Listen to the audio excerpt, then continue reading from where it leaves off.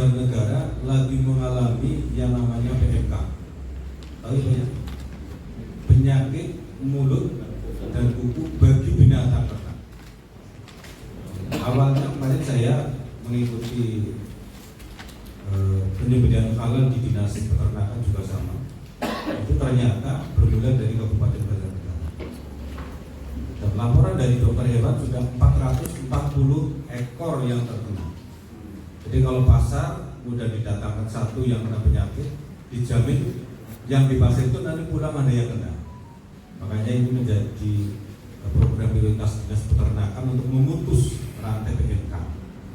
Nah, nanti kita jelaskan juga masalah bagaimana nanti ketika kita berkorban ternyata binatangnya terkena PMK. Di PMK itu cara desanya ya musariawan lah, kalau mengundang penyakit mulut dan kuku kan penyakit yang paling gampang kan di desa seperti itu. Salawat salam tercurah pada baginda Rasulullah Muhammad sallallahu alaihi wasallam dan para sahabat-sahabatnya, dan mudah-mudahan keselamatan sampai pada kita semua salat umatnya. Amin. Bapak Ibu yang saya hormati, ini waktu kita kejar-kejaran karena memang banyak sekali kegiatan yang bareng. Tetapi karena saya ditugas oleh pimpinan kami untuk menyampaikan tentang materi yang pada pagi hari ini kita harus sampaikan, mohon izin Pak D sambil jalan-jalan. Ya. Jadi pentingnya jurus sembelih halal dari sisi syariah, dari sisi syariah. Terkait dengan menjelang hari raya Idul Adha ini, ini sebenarnya dasarnya apa? Tadi sudah dibacakan oleh Dr. Agus, yaitu surat Al-Kautsar. Inna a'tainakal kautsar. Sesungguhnya kami telah memberimu Muhammad nikmat yang banyak. Kalau di dalam Al-Quran manusia mau menghitung nikmat dijamin tidak bisa. Kata Al-Quran lahu subhan, pastilah pun tidak akan bisa menghitung nikmatnya. Betul ya Pak ya? Teman saya Dr. Agus, istrinya itu klep jantungnya bocor. Klep jantungnya bocor. Ketika ditanyakan ke rumah sakit Harapan Jakarta, dokter jantung, buka klepnya dong 350 juta. Duit itu. Sebenarnya sudah diusahakan begitu, tapi ketika mau dibongkar, dokternya mengatakan itu kalau berhasil kulit, kalau nggak berhasil mati. Gimana? Orang sakit gitu ya. Makanya kalau ada orang sakit supaya kita menengok, mendoakan, itu orang sakit itu ada dua kemungkinan. Dobati mari, orang mari, mati kan. Tapi makanya kalau menengok orang sakit aja mendem-mendemi. Juga kok kaget terus mati. Mau bisahkan uang, tetapi dokter ini kamu selamat mati nggak harus sama mati ya. Akhirnya nggak jadi. Ini baru bongkar kreknya toh 350 juta. Tapi organ bapak ibu semua kalau dihitung berapa miliar? Betul ya? Itu bapak ibu orang kaya semua. Atau kayak orang gitu. Karena kalau dihitung itu kalkul apa nggak cukup nolnya untuk menghitung kenikmatan kita. Kata Al-Quran itu langsung sudah. Tapi jarang sekali kata Al-Quran orang yang pandai bersyukur dan sedikit saja. Rasanya manusia selalu kurang. Betul ya Pak ya? Yang kaya pun kurang, apalagi yang miskin kan begitu ya. Fasholli li rabbika wanhar, maka sholatlah karena Tuhan. Karena ternyata belum saya Bapak Ibu, ada orang sholat bukan karena Tuhan. Ada benar? Jawabannya sebenarnya. Ada nggak orang sholat bukan karena Tuhan? Ada? Beriku karena mertua, ini Bapak Ibu juga. Ada orang sholat bukan karena Tuhan itu Pak. Tapi perintah Al-Quran sholatlah karena Tuhan. Sehingga budi telung apa orang mau sholat itu tetap pada keyakinannya. Menjauh, ini bapak-bapak bisa jadi Pak. Ini mau dawa, buat surat deretan. Ayat ini yang sering menjadi betul ya? Ini adalah ayat yang bersahabat dengan BPP. Sering sih kalau gimana saya tawarkan kepada jamaah kebaik cepat apa sih suwe. Mesti rata-rata baik. Ini ada utang atau suwe Pak. Nah ini ayat favorit Bapak Ibu ketika ngundang. Inna a'tainakal kautsar fasholli li rabbika wanhar. Inna a'tainakal kautsar. Bisa panjang terus menerjemah dua ayat itu. Dan berkurbanlah. Ini adalah perintah. Nanti saya sampaikan korban itu prinsipnya apa. Inna syani'aka wal abtar. Sesungguhnya orang yang membencimu dialah orang yang terputus dari rahmat. Ada yang membenci Bapak Ibu? Halo? Tidak ada yang membenci? Alhamdulillah. Sebab satu orang membenci, rasanya itu berjuta-juta orang. Tapi ketika ada orang membenci, bapak-bapak sana itu membenci. Itu tekniknya. Jadi kalau ada yang membenci kita jangan membenci. Karena ketika ikut membenci, terjadilah yang namanya permusuhan.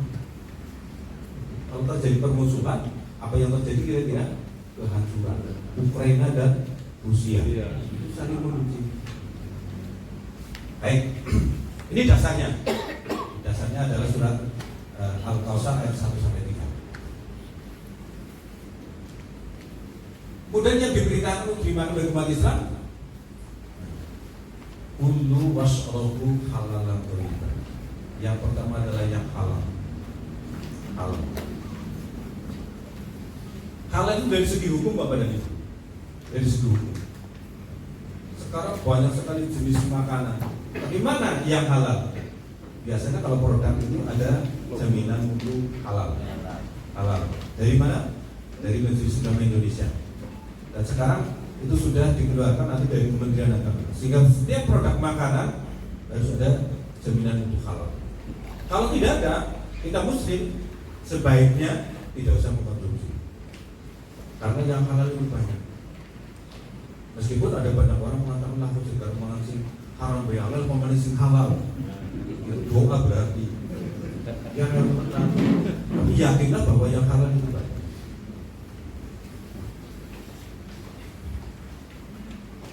Kemudian yang thayyib yang mengandung gizi. Walaupun halal, ketika tidak bergizi, jangan dimakan Pak. Ada nggak kira-kira? Halo? Oh banyak. Apa termasuk penjenengan kira-kira? Kalau saya yang lebih konkret, Dr. Agus itu ketepo. Betul ya? Ketepo. Jadi kedelai itu sudah digiling, diambil patinya untuk buat tahu. Empasnya diambil lagi untuk buat ketepo. Makanya Bapak kalau ke warung ini jangan sekali-kali makan tahu bareng dengan ketepo. Karena nanti Allah bro ketemu lagi. Sudah digiling ada penggilingan tahu, kan bro ketemu mandi. Astagfirullahaladzim. Kira-kira gizinya mana? Seperti ketela digiling begitu ya, diambil patinya, gabernya kan diambil lagi. Buat saus ya. Kira-kira ada gizinya enggak? Halal tapi enggak ada gizinya ya. Banyak kan makan saus terus mencret kan begitu ya. Orang gizinya belas itu. Oh, peras diambil padi ini pasti gede makan mana? Itu orang Jawa. Orang luar Jawa mungkin nggak ada ya. Kemudian yang ketiga, wala tatabi khutuwati syaitan, dan jangan mengikuti langkah setan. Apa setan itu? Rakus dan serakah. Rakus dan serakah. Itu mungkin karena padinya Jepangan, pasti Jepangannya apa kelompok rakus apa enggak? Iya enggak? Mirip Pak. Oh iya. Murah sih. Itu kelemahannya kita orang itu mangan diri-diri, badannya ditumpuk, tiba-tiba mati. Dan sing mangan lo bojo sing keri. Betul ya? Iya. Awaknya dhewe ora menikmati golek dunia malah anak sing ya. Makanya saya sampaikan Pak, kalau punya harta dinikmati. Aja ditumpuk. Jadi tinggal mati. Betul ya? Iya. Dinikmati. dong no udah duit, tak makan satu udah duit, mana kuat, makan sate 6 tensi kan ada sudah makan sate. Jadi tujuan itu. Apakah kita termasuk? Salah satu indikatornya mudah. Kalau bapak-bapak hadir ke majelis standing partai, begitu lihat makanan dibuka pintu, pokoknya ambil munjuk-munjuk. Begitu dicopot laos. Iya. Ini bapaknya juga Sering menang. Asik. Kalau mengambil makanan kok ternyata tidak habis, berarti di jiwa kita ada yang namanya penyakit rakus bin serakah. Tidak usah melihat orang lain, geramati hati kita. Apa begitu? Maka perintah Rasul ketika makan harus lapar, ketika ngambil habis. Sudah apa belum? Halo? Nah, jawabannya orang kenal ini. Kalau ngambil itu dimakan harus habis. Coba kalau biaya segini banyak, menyisakan 1 sendok saja, di jumlah sudah berapa kilo? Kata Al-Quran, Al-Mubadiru karena waktu saya. Kancane setan senang mubadirin lapangan. Gayanya disisakan. Maka Rasulullah itu kalau dahar itu kan sampai yang di jari jemari ini itu kan bersih juga. Jadi kalau makan jangan sampai pakai perang nongkrongnya sih bersih. Harusnya seperti itu. Bagaimana bersih kalau kita ngambil juga nggak habis, betul ya? Nah, itu ada pada zaman kita ada namanya rakus bin serakah. Jadi diora, waren, gitu ya. Makanya kalau lagi di kelas seperti ini cepet-cepetan, sebab sih ini juga akan duman. Karena yang di depan semuanya orang takut. Iya. Kalau panas ini sekali kebagiannya alhamdulillah, orang kebagiannya panas. Kemudian yang ketiga, wala tusrifu, janganlah engkau berlebihan. Tidak ada makanan menyebabkan penyakit, Bapak. Tapi yang menyebabkan penyakit itu adalah berlebihan, asraf. Coba tadi kalimat saya dicerna ketika penjual pondok. Kamu benar. Orang suka sekali sate itu. Tapi kalau sekali makan sate 30 tusuk, kira-kira mendem orang. Benar ya? Tensinya munggah, orang ditakoni mah kamu. Karena apa? Asraf. Jadi tidak ada makanan yang menyebabkannya, tidak ada. Yang menyebabkannya itu adalah asrafnya berlebihan. Ini terutama ada anak muda dan anak muda. Kalau minum saja gaya itu luar biasa. Kalau air putih seperti ini temukur, tapi kalau pakai Fanta dijengking. Di sana di sini nggak ada Fanta pakai jengking. Masya Allah. Ini dari segi minum juga orang bergaya. Nah kalau bergaya, tinggal kita kembali pada prinsip. Prinsip kita makan untuk hidup apa hidup untuk makan? Yang benar. Yeah. Hidup untuk makan. Karena kita udah punya prinsip bahwa makan untuk hidup itu makan itu yang penting bisa mengisi perut, betul ya? Tapi kadang-kadang manusia itu ya Allah, yang dimakan itu gaya, betul ya? Kalau yang dimakan gaya, dari buat duitnya Pak. Makanya kalau ada anak kita Pak makan di luar, diseret aja ke teras kan? Iya. Betul ya? Iya. Yang sekarang begitu, makanya Grab, Gojek di luar. Padahal jaminan higienisnya nggak bisa. Betul ya? Iya. Oke, kalau saya menggunakan ini nanti ketahuan. Saya mengutip dari Al-Quran surat Al-Ma'idah. A'udzubillahi minasyaitonir rajim.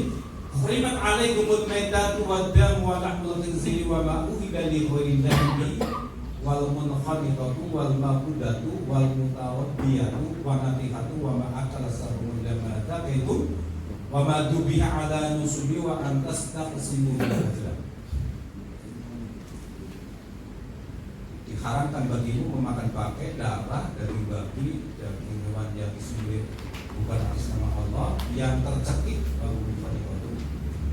wal maqudatu yang terpukul, yang jatuh, yang ditangkap dan yang diterkam binatang buas, kecuali yang sempat kamu menyembelihnya, diharapkan pula yang disembelih untuk berhala, kemudian mengundi nasib dengan asal. Ini Al-Quran.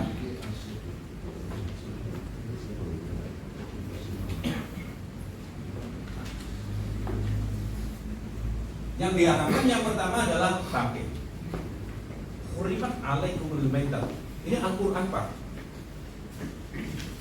Di bangkai yang boleh dimakan itu kan hanya belalang dan ikan. Betul ya Pak ya? Kita kalau nggak punya lauk, pergi ke ladang aja, cari ladang walang. Halal.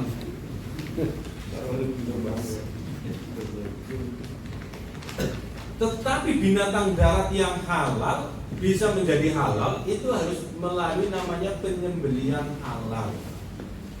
Kalau tidak, maka yang terjadi kita makan. Dan ini terjadi di masyarakat kita. Pak Nasirin itu ke pasar menyaksikan ada orang jual ayam potong. Terus begitu dicutat pakai pucuk besok gitu, itu yang belum mati orang. Kemudian langsung dimasukkan ke mesin penggilingan dulu. Begitu selesai, saya tanya, Bu, cara motong ngaten gitu. Wah, biasa Pak, musuh kan mati. Musuh mati. Mati kan. Jadi kalau jawabannya seperti itu, Pak Kiai, ini kan berarti masyarakat kita setiap hari dikasih bangkai. Lah hukum bangkai haram, setiap hari dikasih makanan yang haram, maka masyarakat kita menjadi masyarakat yang beringas, betul ya? Karena bangkai itu untuk makani macan yang biasa berkaki wong. Nah sementara masyarakat kita sudah baik tuh. Makanya orang alim itu ada yang hati-hati sekali kalau masuk rumah makan, hanya orang makan bangsa ini daging sembilan kok ini orang bener, betul ya? Dia ambil ikan air. Tapi kalau kita kan nggak fokus daging pangan, daging apa baik. Astagfirullah. Inilah kenyataan masyarakat kita. Makanya kegiatan seperti ini saya dukung Pak Dokter, karena ini masyarakat kita selamatkan dari mengkonsumsi bangkai. Kasihan. Nah, masyarakat kita jarang-jarang yang berpikir seperti itu. Apalagi sekarang cuma makan, ada bebek goreng, ada ayam goreng, itu sebanyak goreng. Apakah bapak-bapak ketika masuk rumah makan pernah berpikir, ini motongnya bener apa orang? Kan orang sih ditakutkan pertama mesti regane murah apa larang gitu. Pinteran gitu. Ini hati-hati Pak. Kalau kita mau yang masuk pada tubuh kita harusnya adalah barang yang penyembelihannya salah, maka yang dimakan adalah Pak. Bisa dibayangkan. Makanya kemarin waktu saya ngisi di dinas peternakan, saya mohon dari dinas peternakan harus sering-sering mengadakan sosialisasi Juleha itu kepada para jagal-jagal di pasar.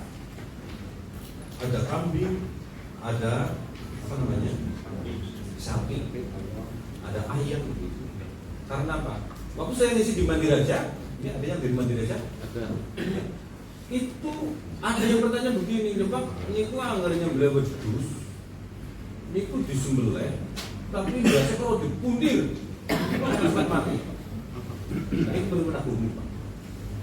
Nggak aja binatang yang halal karena disembelih dengan benda tajam itu, karena dasi dipuntir, matinya itu merga dasi dipuntir. Betul ya? Nah kalau dasi dipuntir, orang disembelih sih mati. Gimana? Ini hati-hati.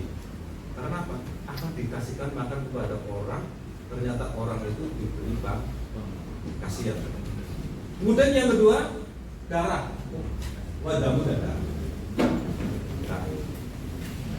Binatang halal yang disembelih, darahnya itu haram untuk dikonsumsi.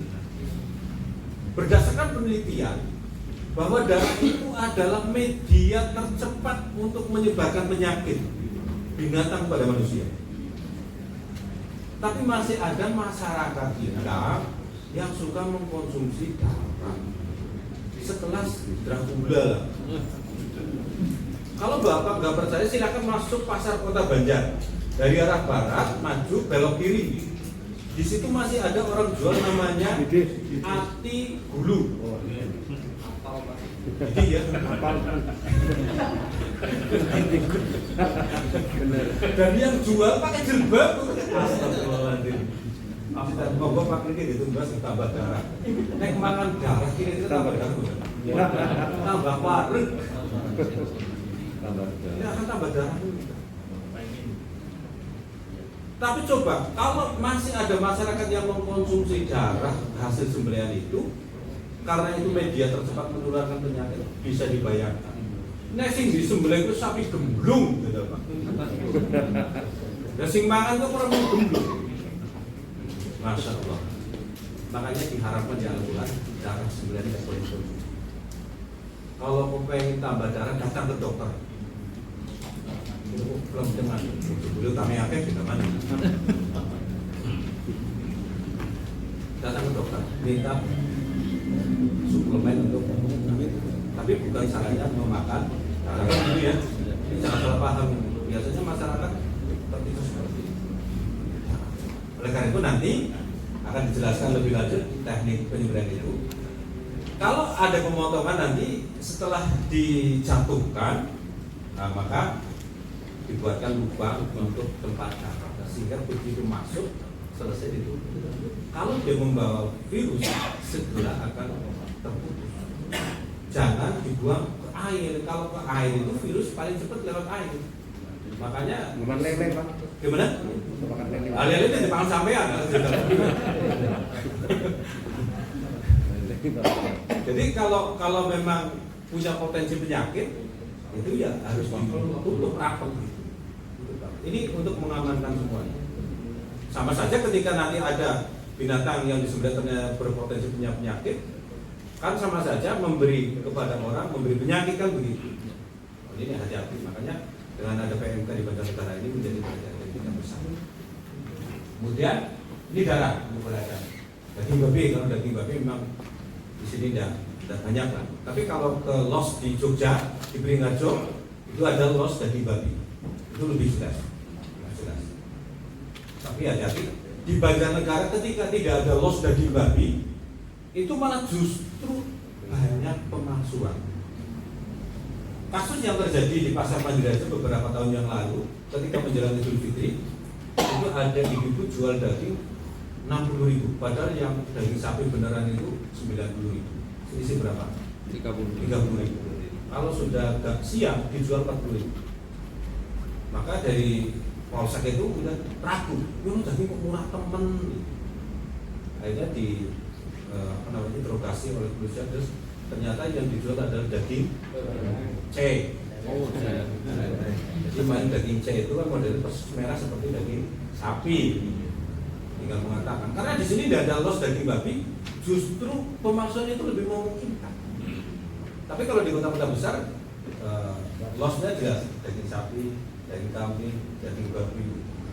Nah, penjenengan kalau ada los seperti itu nggak usah masuk los daging babi karena harganya lebih murah. Ini biasanya justru banyak terjadi di Hindu. Ini juga menjadi perhatian kita bersama untuk mengamankan makanan yang halal karena ini ada. Tidak usah berpikir kan jadi mengandung cacing pita. Tidak usah berpikir, ini ada dati, nasnya sudah berbeda seperti itu. Karena udah diteliti nggak ketemu apa setelah ketemu ini berarti mengandung cacing. Disulik dulu biar tidak ada cacing pitanya. Apa terus jadi halal? Ya enggak, karena ini benar dati ya tetap. Makanya nanti kalau bapak-bapak piknik ke Bali, hati-hati karena di Bali itu paling banyak saya melihat adalah babi guling. Bukan kambing guling tapi babi guling. Mungkin akan disodori makanan yang bejananya bersamaan untuk ngolah babi. Ini juga sama nanti menjadi tidak cocok. Yang disembelih selain Allah, persembahan misalnya bulan Syura nanti ada persembahan untuk laut begitu, ini juga nggak boleh sebenarnya. Yang tercekik tidak hanya orang yang kentang, tapi kambing pun yang kentang. Yang terpukul ini etika ketika membawa binatang, apalagi untuk kurban, agak sedikit belok, sedikit rugi. Wah mati. Buku mau kalau beli bawah, buku sebelah langsung tidak. Kalau belum sempat menyembelih, maka bukunya tidak haram. Makanya kalau nanti sapi itu tidak dikarantina terlebih dahulu, mereka itu akan beringas. Makanya dikarantina dulu, menyesuaikan dari lingkungan. Perintah dari dokter hewan seperti itu. Karena apa? Situasi baru, bapak juga kadang-kadang kalau tidak menyelesaikan dulu kan bingung. Ini orang tinggi jadi apa bisa pribadi, kemudian begini. Al-Muqarradiyah itu yang jatuh. Untuk pangkanda kalau disembelih korban, bigar kegulung nang laren. Apa ada model seperti itu? Bagaimana Pak ini korban itu pribun? Kalau masih sempat untuk menyembelih, sembelih. Menyembelih dalam keadaan darurat tidak harus di leher, tidak harus di leher. Mengamankan agar menjadi halal. Karena itu di luar ketentuan. Dikeluarkan darah.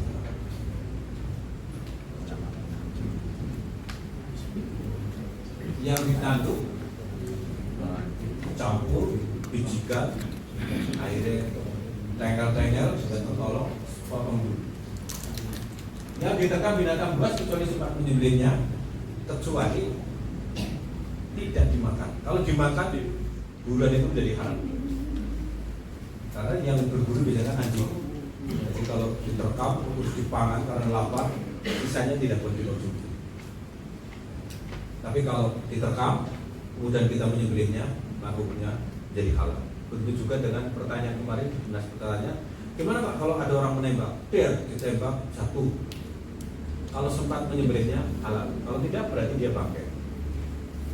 Tapi di Banjarnegara tidak ada regulasi larangan menembak, sehingga orang Banjar terus sekali nembak sampai perit pun ditembak, tapi tidak dimakan gitu. Tapi saya di Jogja dilihat di Kulon Progo itu, di sana ada regulasi tidak boleh ditembak burung-burung. Dia kemudian lewat di sana, ada orang traktor, ada orang panggung, kunturnya disediakan, wah rasanya indah sekali. Tapi di sini ada kuntur, wah langsung ditembak, padahal nggak dimakan. Ini kan namanya pemusnahan. Disembelih untuk berhala, ini juga tidak boleh sesat. Ini di Al-Maidah ayat 3, nanti Bapak Ibu bisa buka di Al-Quran. Syarat binatang kurban tidak cacat, pincang, sangat kurus, sakit, putus telinga, putus ekor dan lain-lain. Saya menggarisbawahi tentang sakit, karena di Banjarnegara ini adalah pusat PMK muncul. Saya juga baru tahu kemarin dari dinas peternakan, sehingga sudah terindikasi 440 binatang itu apa namanya terkena. Jadi syaratnya itu harus sempurna. Yang lebih penting adalah kalau korban itu tidak cacat, tidak sakit. Karena kalau sakit itu harus diobati dulu Pak. Bahkan ada ketentuan dari dokter hewan itu, nanti akan dilakukan pengecekan sakit dan tidaknya itu 1 hari sebelum penyembelihan. Masyarakat kita kadang-kadang beli hewan korban itu 1 bulan sebelum disembelih, betul ya? 1 minggu. Padahal itu tertularannya tidak harus bulan, hari. Karena bisa dibawa oleh orang, bisa dibawa oleh binatang. Nanti makanya tempat-tempat penyembelihan itu harus dilaporkan ke dinas peternakan, karena nanti akan dilakukan proses. Jadi kalau sakit diobati. Kalau diketahui masih 2 minggu, maka 2 minggu itu akan sembuh. Jadi kalau ada sapi kok ngiler, berarti dia kena penyakit mulut. Ada sapi kok bisa berdiri, berarti dia termumulan. Bahkan mungkin sampai parah nyoplok kukunya, dia tidak akan bisa diobati. Sakit. Karena apa? Ada kasus, ada kasus sapi itu begitu gemuk, ditawar harga 26 juta, tapi tiba-tiba kena PMK, dijual murah, yang beli mau hajatan. Begitu dipotong, orang yang kondangan tidak ada yang mau makan. Coba, ini kalau kasus seperti ini gimana? Itu kepala daerah semua, iuran itu nggak sampai situ kan dibaca hukum, setengah apa lah? Ya betul. Karena apa? Ketika binatang itu berpotensi penyakit, berarti saya memberikan kepada orang lain itu penyakit. Kalau orangnya itu ternyata imunnya nggak tinggi, oh bisa juga. Paham ya? Oh bang. Makanya ini saya pesan kepada bapak-bapak, ini sudah juru sebelah semua pak? Belum ya? Nah, ini nanti harapannya itu nanti Pak Dokter jadi juru sembelih sapi, kambing, ayam, didiklat cara penyembelihannya, kasih sertifikat. Oh ini orang yang sudah bersertifikat. Dulu kan lebih nih, betul ya? Kan lebih. Kelemahannya lebih nyembelih, udah sih kau kan? Benar.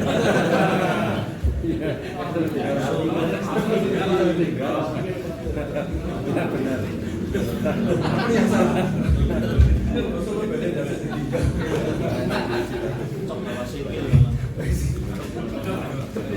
Karena apa? Kalau tidak dilatih, barangkali pasti sistemnya tradisional, belum sesuai dengan ketentuan syariat. Apalagi para penjual ayam di pasar. Saya kalimat yang penting mati pak, yang penting mati digejok ya mati, tidak harus disembelih. Apa jadi halnya enggak? Karena harus melalui namanya proses penyembelihan alat. Ini perlu dicek dulu. Bahkan nanti ada instruksi dari dinas peternakan nanti, suratnya sudah dikirim ke camat-camat nanti. Itu agar ketika pembelian pun kalau bisa minta petunjuk kepada dokter hewan atau petugas yang dituju. Ini sapinya saya tahu, ini sapinya saya ketemu. Ini petunjuk itu dicek. Karena apa? Ketika sudah limit, terus beli hari Jumat untuk disembelih hari Ahad, kan jelang 1 hari. Ternyata dinyatakan sakit dan tidak boleh dipotong. Kan bapak-bapak kan kemudian betul sudah korban. Kalau bisa diganti, ganti. Kalau tidak bisa, sedang kalau dijual pasti nilainya turun. Untuk beli yang sehat pasti tidak. Karena begitu. Coba kalau yang rombongan orang 7 sidang, si papat setuju dipotong, si dulu harus dipotong. Voting, bagus banget pak. Korban tidak tak voting. Ini penting karena ternyata penyakit dilalah pak. Tekanan penyakit menjelang Idul Adha gitu. Betul ya? Kita menjadi pembelajaran kita, ada apa dengan kita sebenarnya? Alam-alam sudah tidak bersahabat dengan kita. Bisa enggak? Alam sudah tidak bersahabat dengan kita. Oh, dia lalu Idul Adha udah sapi, nyembelih berdus mendatangkan penyakit tekan. Jangan-jangan kita terlalu banyak dosa. Terus maksudnya. Yang kedua, telah memenuhi umur kambing 2 tahun lebih, kemudian unta di sini nggak ada unta lah, ada di kebun binatang, dan sapi dan berbulu 2 tahun. Intinya itu sudah poel.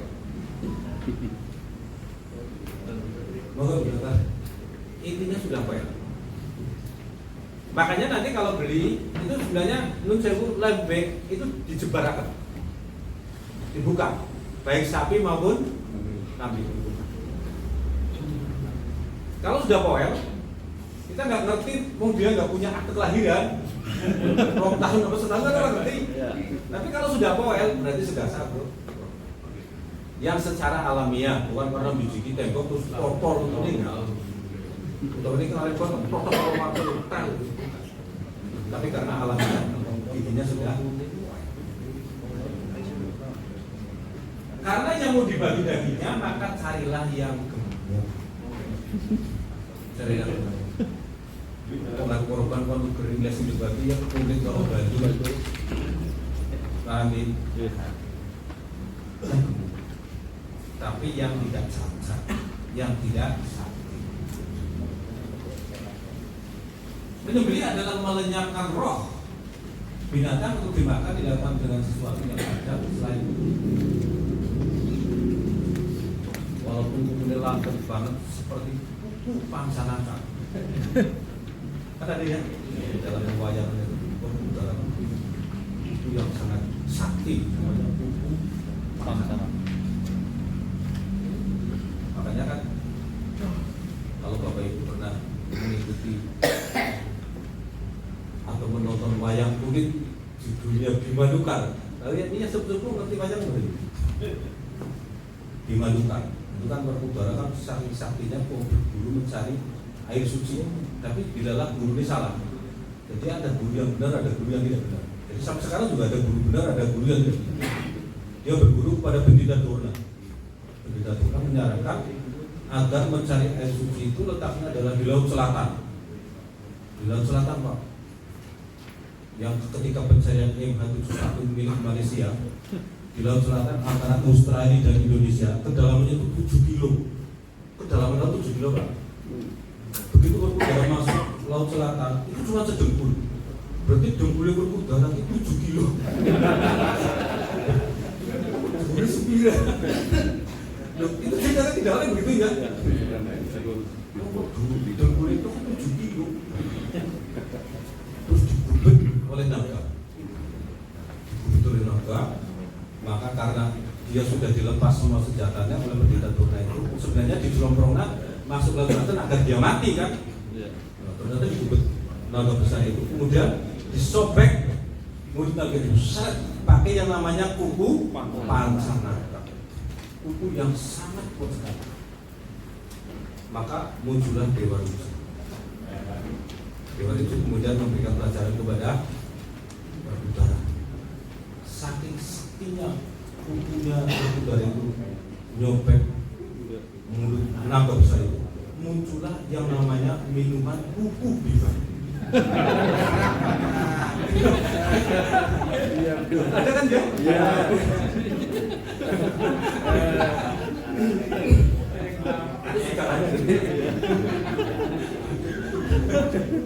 Serius banget. Penyembelih hendaklah orang Islam atau ahli kitab. Ini dibuka di Al-Maidah. Kenapa? Nanti di cara penyembelihan yang halal itu diantaranya kenapa harus orang Islam? Itu nanti kita jelaskan di sana. Nah, ahli kitab yang dimaksud itu adalah orang yang meyakini terhadap Al-Quran. Karena apa? Nanti ada harus dibaca ketika kita menyembelih. Sedangkan ahli kitab yang tidak meyakini Al-Quran, jadi orang Nasrani itu kelompok ahli kitab, orang Yahudi itu kelompok ahli kitab. Karena dari 4 yang diturunkan itu semuanya kitab samawi, tapi dia tidak meyakini Al-Quran. Jadi nanti kalau menyembelih belum tentu dia tuh membaca Al-Quran kan gitu. Nah, makanya ahli kitab yang dimaksud di ayat ini adalah yang meyakini Al-Quran. Jadi wong Kristen sing nyembelih, tapi nanti tetap dia baca Al-Quran. Kalau tidak, berarti penyembelihnya tidak. So ada yang tanya, itu ahli kitab wong Kristen boleh kalau dia baca Al-Quran ketika nyembelih? Ya kok, ketika tidak. Yang disembelih adalah binatang yang halal. Disembelih dengan cara yang halal, tapi yang disembelih itu bangsanya anjing. Halal loh, dan dipotong, tetap nggak bisa. Binatang yang halal disembelih dengan cara yang halal. Kalau yang disembelih bukan binatang yang halal, ya tetap tidak halal. Makanya ada masyarakat yang berkeyakinan sebab binatang yang orang halal, kalau saya disembelih ke bumi baik.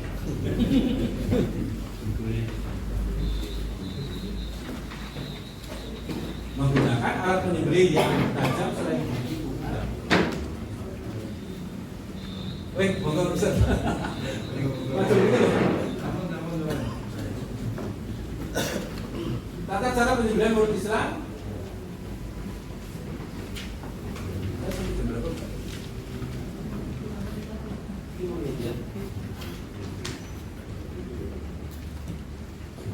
Nih, membaca basmalah dan kalau ahli kitabnya nggak percaya terhadap Al-Quran, pasti dia tidak akan mau berbaca.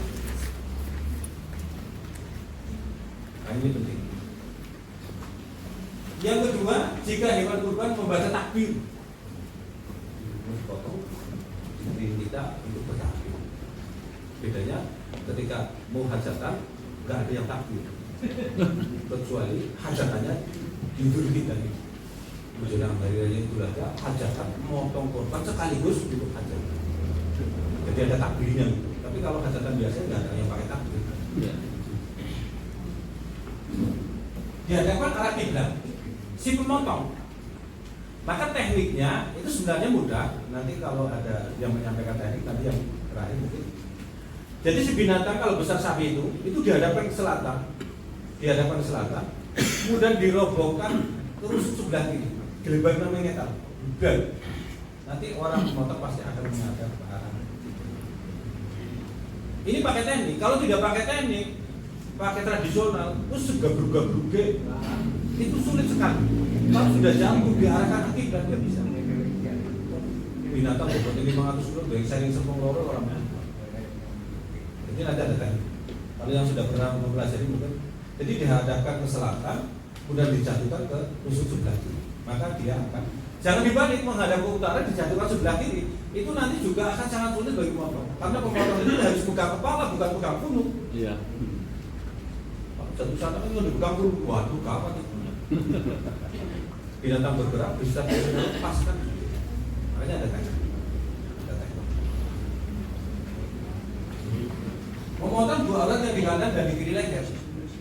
Makanya teorinya ada yang ditarik dari bawah ke atas, ada yang dari atas ke bawah. Jadi ada yang ditarik begitu. Tapi ada yang nanti dipraktekkan sama sumber yang berikutnya. Makanya harusnya alat yang dipakai itu yang memenuhi syarat. Sebenarnya di ketentuan penyembelihan itu, kalau sapi kerbau minimal panjangnya adalah yang 40 cm. Landep pakai yang apa? Nyembelih sapi karo kater jajal. Tidak bisa, tidak memisahkan. Sapi nyembelih kater ucul malah. Jadi ada harus yang bagus, dan harus tajam. Tajam itu tujuannya adalah untuk mempercepat proses. Aja nyiksa binatang cukup sudu.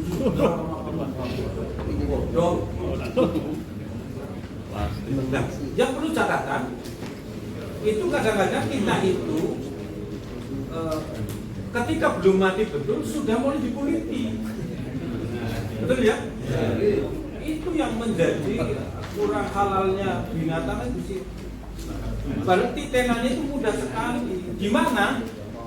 Di mata. Kalau matanya sudah lempret begitu, lempret bisa apa? Ya lempret. Yang namanya mata, tidur pun kalau nggak nyenyak itu ditutup mesti kedap gitu. Binatang sama. Ketika dipegang itu lagi kriip-kriip, berarti dia mati. Tapi kalau sudah jogel-jogel matang baik, orang juga benar. Makanya hati-hati tidur tuh itu orang bahaya ya. Di mata. Kalau sudah mati baru kita lakukan melempar.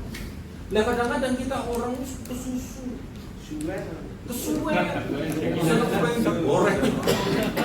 Paham deh? Ini pesan dari dokter hewan untuk kesejahteraannya. Dan dari syar'i juga ketika belum mati pada bahasanya aja matinya mergoda kolek. Betul ya? Ini terjadi dahar kan? Ini perlu disampaikan kepada masyarakat di lingkungan penjenengan. Nanti ketika memotong itu sampai dengan mati. Nggak ada binatang-binatang kalau dipotong malah kayak urip mati. Contohnya apa? Bajak. Gue malah mabur. Teman saya di Madukara Pak Nonton baju kan mabur di kamar ini jadi undang-undang pekarangan. Terus ini boleh apa? Makanya kalau ada yang seperti itu langsung ditutup Pak. Nunggu mati, ditunggu matinya. Kalau sudah dipotong, dua urat terpotong, tinggal menunggu matinya. Jadi jangan sampai belum mati wis disuruh banyu kemudian alah pernah. Ya, pesan dari dokter hewan ini saya mengucapkan coba dalam rangka PMK yang lagi merebak ini hewan yang dipotong, jeroan itu ketika dicucikan, itu tolong untuk direbus selama 30 menit. Sedangkan daging tidak boleh kena air. Nah, ini kan membutuhkan tempat yang higienis. Nah, masyarakat kita, kalau di SE nomor 10 2022, Menteri Agama menginstruksikan agar penyembelihan itu di RPH. Sayangnya RPH di bandar hanya 2, di dekat terminal sama di Wanayasa. Kan jadi sangat sulit, pasti akan menyulitkan. Karena apa? Di sana higienis. Karena tempatnya sudah keramik, bersih, sapi begitu ditarik praset rubuh. Makanya yang punya sapi tolong kandangnya jangan dikeramik, praset. Tapi kalau Bapak dan Ibu memotong sendiri di rumah, coba cari tempat yang higienis. Kalau di tanah, ini tidak bersih betul. Akhirnya karena dipotong di tanah, dagingnya kelihatan kotor, dicuci. Virus itu kalau kena penyakit PMK itu cepat sekali menyebar.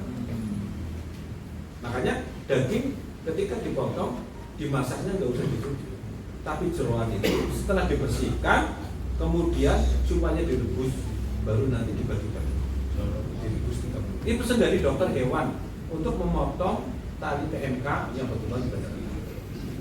Oke? Ya. Kemudian